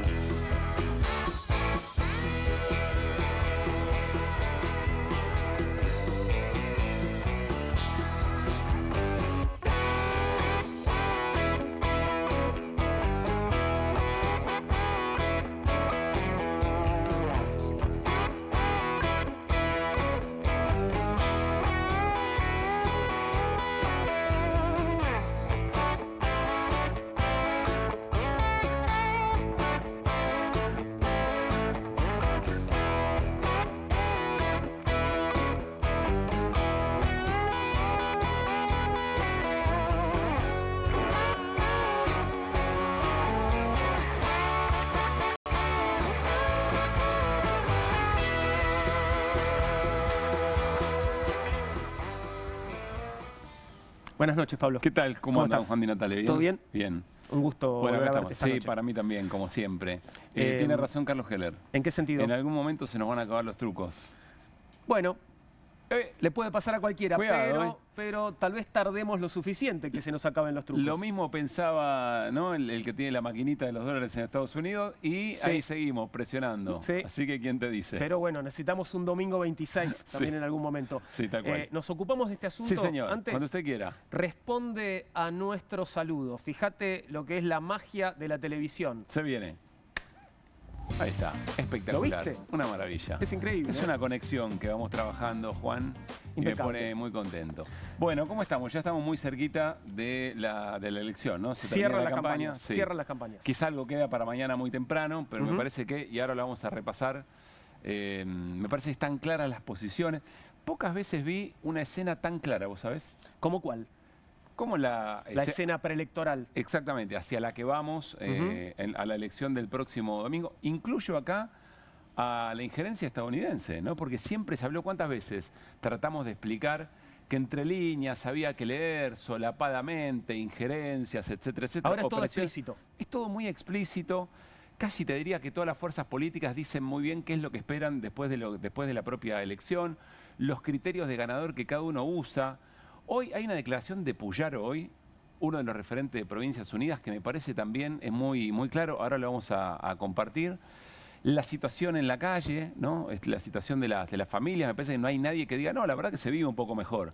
Estamos un poco mejor. En todo caso, lo que cambia es la interpretación, sí, siguiendo con o dándole aire al gobierno de Milei, hay una expectativa de que la cosa pueda mejorar, pero nadie duda que se vive mucho peor. Claro. Así que yo estoy francamente muy interesado en qué lectura va a hacer la ciudadanía el próximo domingo de lo que nos está ocurriendo, estando todas las cartas arriba de la mesa.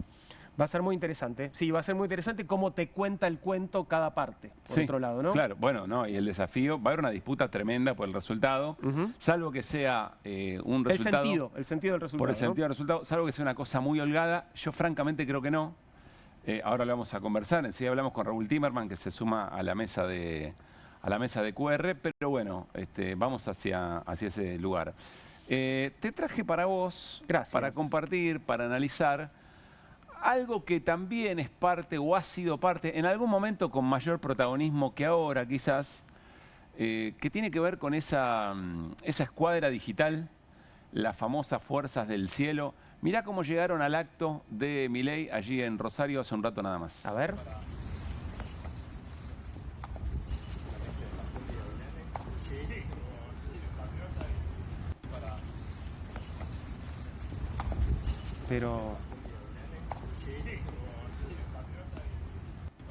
Pero escúchame. Sí. ¿Quedaron esos cuatro nada más? No, la verdad que había mucha gente, fue un acto bastante importante, pero quiero decir, toda esa parsimonia, bueno, para tratar de construir, no sé bien qué, no tengo muy en claro qué. Mirá, finalmente... ahí se armó.